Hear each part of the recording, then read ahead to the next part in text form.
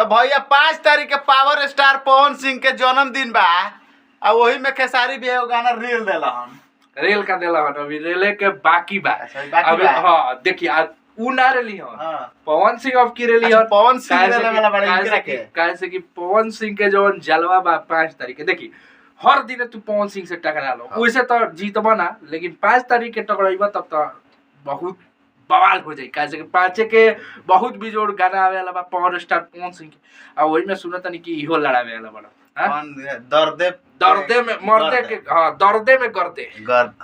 दर्दे में करते एगो ही में दुकान एगो कलाकार के छोड़ी ना कलाकार हटाई ना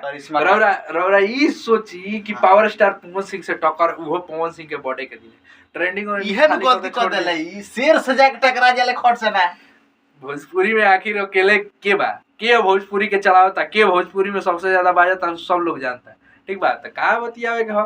आ का आवे के हो बोली 5 तारीख के कुछ स्पेशल होखे वाला बा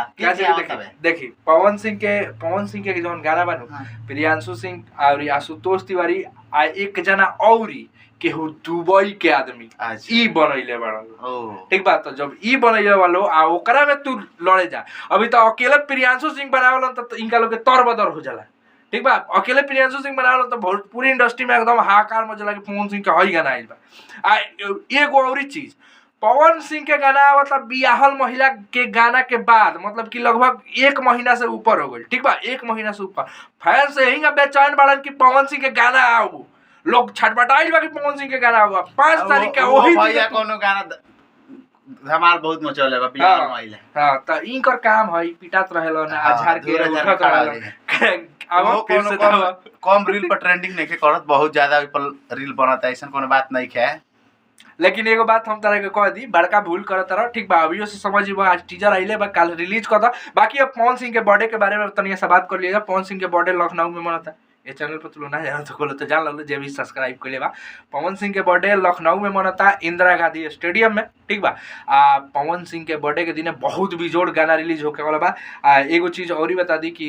ज्योति भाभी आइन कि ना आइन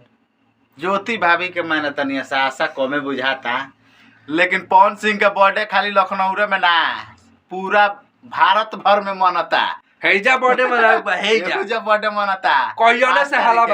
कहियाने से हाला बा लेकिन एगो बात हम बता दी कि सूत्रों के हवाले से पता चलल बा कि ज्योति सिंह पवन सिंह के बर्थडे में नहीं आएगी अब ए पर तहरा लोग के का विचार बा कमेंट बॉक्स में जरूर बताइए लेकिन एगो और चीज हम तार लोग के बता दी कि मुंबई से कुछ लोग आ रहल बा पवन सिंह के बर्थडे में जैसे कि सारा अली खान के बात चलो था जैसे कि अंजलि अरोड़ा पवन सिंह के गाना में हाँ पवन सिंह के गाना के बारे में हम लिखना बतिए सन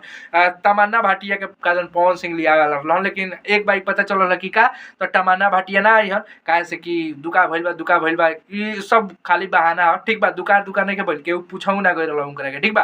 तो बात ई जाय ई बाबे कि ई लो रीमेक बनावत लोग गाना के ठीक बा मतलब पहले के गाना कौन रहल ओकरे के रीमेक करत लोग बर्थडे के दिन एगो चीज होखे वाला बा बहुत बड़का चीज ठीक बा जौना के बारे में हम तार लोग बता दी कि बर्थडे के दिन पवन सिंह के एगो फिल्म बाबे पावर स्टार ओकर टेलर लॉन्च होखे वाला बा ठीक बा हाँ पावर स्टार फिल्म के टेलर लॉन्च होखे वाला बा जौन की बहुत बड़का बहुत बवाल जोन बा की फिल्म बा ओकर टेलर लॉन्च होता सारा अली खान बॉलीवुड के लोग अइबे करी खाली एगो ज्योति भाभी अगर नहीं आवत तो पवन सिंह के बहुत पूरा कंफर्म नहीं है माने ज्योति भाभी नहीं है माने आज एगो और चीज बा भैया बर्थडे के दिन सब जना के पावर स्टार के एगो कोट मिलता ठीक बा